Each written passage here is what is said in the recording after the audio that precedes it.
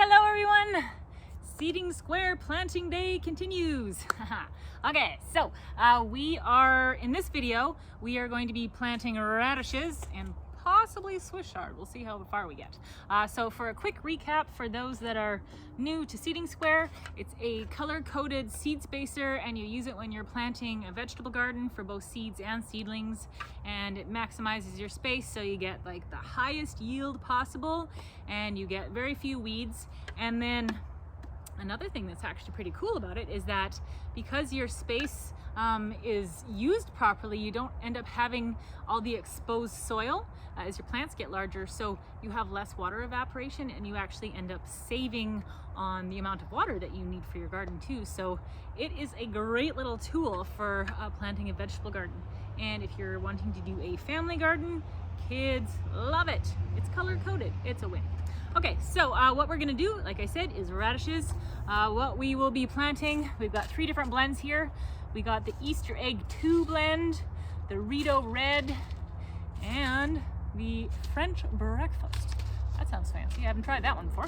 All right, so we have 4 square feet of space, so we'll kind of spread these 3 around those 4 square feet rather. Each press of the square, so when you press it into the soil, it's 1 square foot. So this is a square foot gardening method. So you take your square. Now, I'm not sure if you can see it, but every time you press your square into the soil, let me just show you here. So press it on in. There, it leaves kind of an impression behind. And so when you're planting your whole garden, you line up each of those impressions and then it lets you use and maximize every square inch of space. It's great. So you press your square into the soil. We are planting beside some seedlings, celery seedlings that we did earlier. And so radishes, let's do that French breakfast. I am intrigued at these guys. So what we do, look on our trusty little chart here, and we look to find radishes. Now radishes are right here. You see it's in the red box. That means we'll poke and seed all the red holes on the seeding square. And then the next press, we will do another type of vegetable. We happen to be doing radishes, but each press of the square is one type of vegetable. So red holes, you have your wand, depth measurements are on the side, spoon is on the top, and that's for scooping seeds. So you just pinch the point on the wand that you want your holes to go, and then you just poke them. So on the back of every package of seeds, usually it tells you how deep to go. If it doesn't say on the pack of seeds, I generally go with about 1/2 inch. Seeds are very forgiving, they want to grow. So as long as you have seed and dirt and you don't like bury it down deep, you're probably good to go. So let's see here, we've got, ooh, these guys go very light in the soil, 1/4 inch.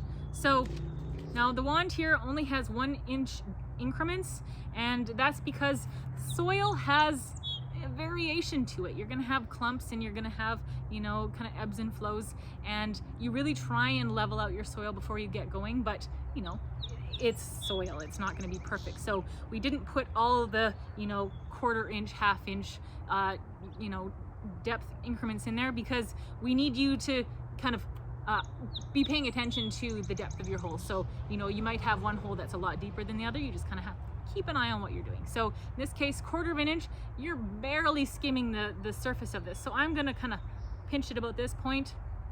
Keep in mind that there is a little bit of a depth to the seeding square itself. So you want to pinch a little bit more than 1/4 inch. And you just go and put all those little red holes, give them all a little twirl in there.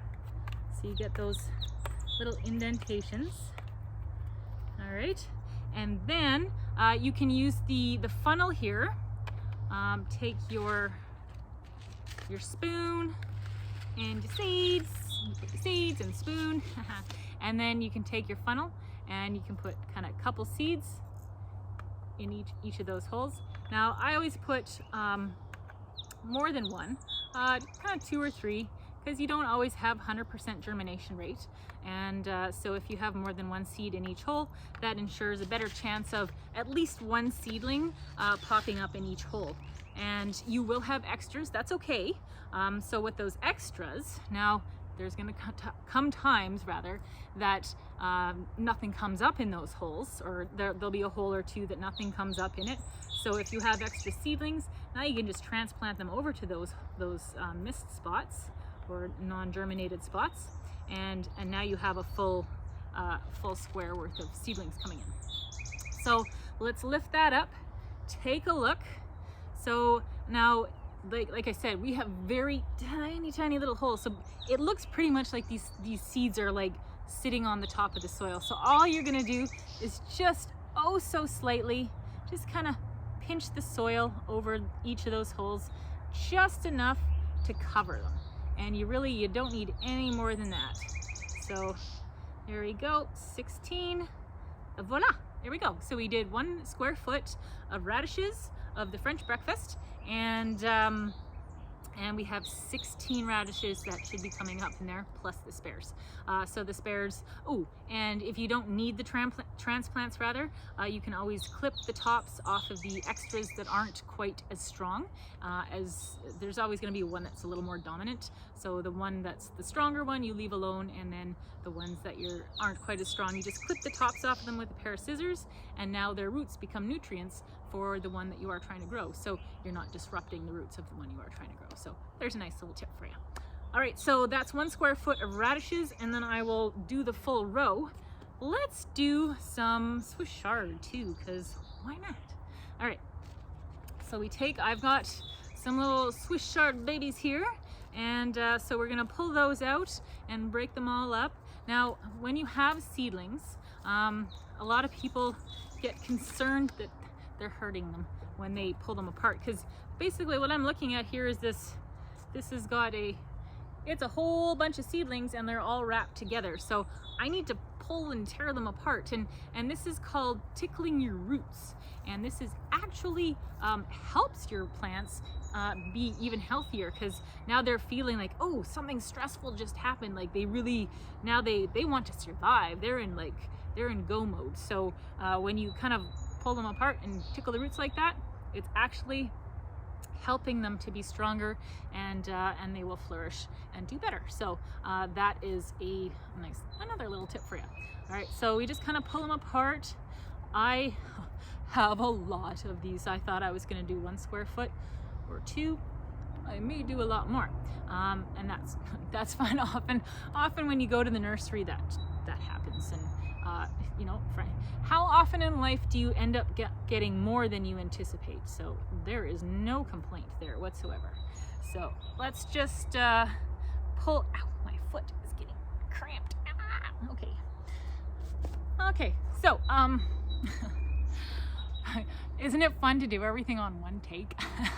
All right, so we are going Swiss chard. So what you do is you look on the chart and we find where Swiss chard is. So Swiss chard. Scanning. I should have scanned earlier. All right, Swiss chard, there we go. It's in the blue box here, and that means that on the seeding square, we're gonna poke, you guessed it, we're gonna poke the blue holes. So so that means the blue holes, there's 4 of them, so that means you'll be getting 4 plants per square foot of Swiss chard. So we've got 2, 4, 6, 8. So let's do 2 presses worth of Swiss chard. So I'll just get all these little babies out of the way here, and here we go. So now you can see we have this impression left in the soil from when we did the radishes, and now that's going to help us line up the press for doing the Swiss chard. So, and again, you're going to have these little clumps of soil. I usually just kind of go in and break them down before I start working on a square, and that just, like I said, it just makes it easier. So you take your square, press it into the soil so it's nice and flat and flush, and then we're doing, like I said, blue holes. Now, because we're doing seedlings this time, the depth of the hole, it doesn't matter so much, because we're just marking a spot where we're going to put the seedlings. So, if anything, I put the hole a little bigger, a little deeper, and then that just kind of gets that hole ready for that seedling. So I give it a good spin around in there. Now, if your soil is a little bit more moist than mine is, I probably should have moistened it. It was perfect yesterday, but yesterday other things happened, so here we are today. So we have, if your soil is a little more moist, your holes won't collapse in on themselves. So it works fine if it's like this too. You just make sure you just kind of poke stuff in a little bit further. But if it's moist, then your holes will stay more uniform, or dimension. Anyway, so yes, there you go. Yes, on to seedlings. All right, so you take our little babies that we tickled, and now we put them into each of those holes. So you just kind of put it in there. And even some of these, I've probably got, I have a lot in there. I probably have a good 50 plants in there. I might just put those into a salad tonight, because I certainly don't need quite that much Swiss chard at the end of the day. So, and I actually have Swiss chard seeds as well, because another thing I like to do is stagger my plants. So what I'll do is I'll plant half of my stuff as seedlings, and then I'll plant half of it as seeds, and then it staggers it so I don't have everything showing up all at once, because all your food at the same time is it's a little overwhelming, so we don't want to go that route. So now we have our square impression left in the soil here, so that's excellent. We line up for the next one, press it on in, and again just poke those nice easy blue holes there, no problemo, and it goes. And then you can go with the seedlings, and you just kind of feed them in there, give them a little pinch. Make sure that they get all, you want the roots buried. And then, so I definitely really make a point of trying to leave the impression, those square impressions behind, because it does help as you're doing your future plantings, or your next round of your planting as you're getting your garden planted. So there we go. And they are in. Okay, so 1, 2, 3, 4, 5, 6, 7, 8. And then I'm going to keep going on down the row, and the rest is going to go in my salad for dinner. So that is that for this video. If you want a seeding square, you can get them off of seedingsquare.com. If you want extra copies of the guide or instructions, you can purchase PDFs off seedingsquare.com.